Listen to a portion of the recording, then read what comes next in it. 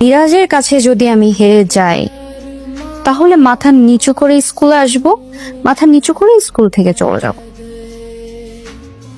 আর আপনারা অনেক শিক্ষক তো চানই আমি হেরে যাই, তাহলে আপনারা খুশিই হবেন।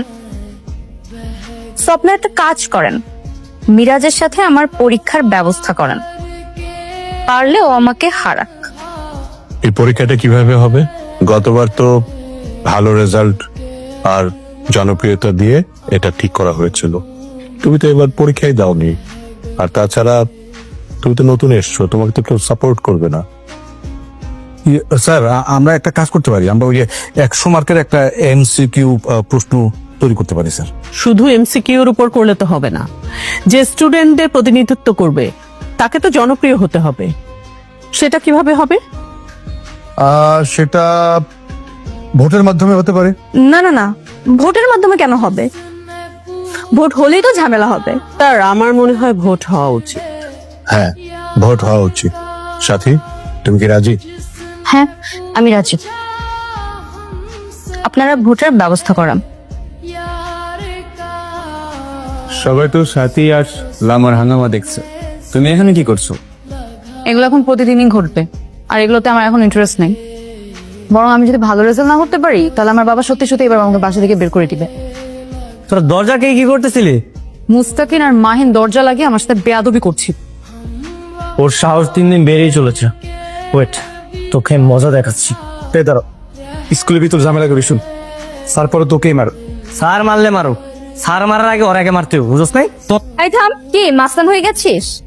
ও যদি কোনো অন্যায় করে থাকে তাহলে টিচারকে যে বিচার দে, তোরা ওকে মারার কে?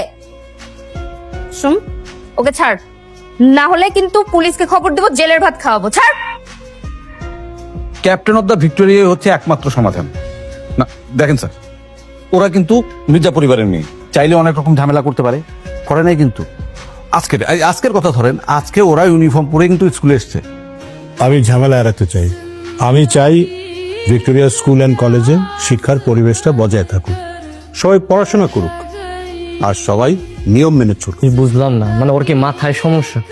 ক্যাপ্টেন অফ দ্য ভিক্টোরিয়া নির্বাচন করবো বল? হ্যাঁ, নির্বাচনে দাঁড়াইলে ওর বোন ছাড়া আর কেউ ভোট দেওয়ার মতো কেউ আছে? আচ্ছা, ভোট কথা বাদ দিলাম, এক্সাম যদি দেয় এমসিকিউ, তোর আর অন্যান্যর সামনে তো কোনো টাইমই নাই, তাইলে তো বিনা প্রতিদ্বন্দ্বিতা তুই বিজয় হবি, বুঝছ না? তো গু হারা হারবো। না না, আমি ক্যাপ্টেন হতে চাই না। তাহলে ক্যাপ্টেন হবে কে? তুই ক্যাপ্টেন হয়ে যা। আমি? না না বাবা, আমার ভাইয়া জানলে আমাকে মেরেই ফেলবে। তাছাড়া ওই শয়তান মেয়েগুলোর সাথে আমি কোনোভাবেই পারবো না। তোকে কেউ ভোটও দিবে না। তাই আমার মনে হচ্ছে তুই ক্যাপ্টেন হতে পারবি না আপু। জনপ্রিয়তা আমার বাপের আছে? জনগণ কি আমার বাপকে পছন্দ করে? না। কিন্তু পাপা তো জনগণের ভোটে এমপি হইছে। কিভাবে? টাকা দিয়ে ভোট কিনে, ভয় দেখিয়ে, আর ওই যে ভোট কেন্দ্র দখল করে। রাইট। ওয়েট, তোর প্ল্যান কি আপু বলতো?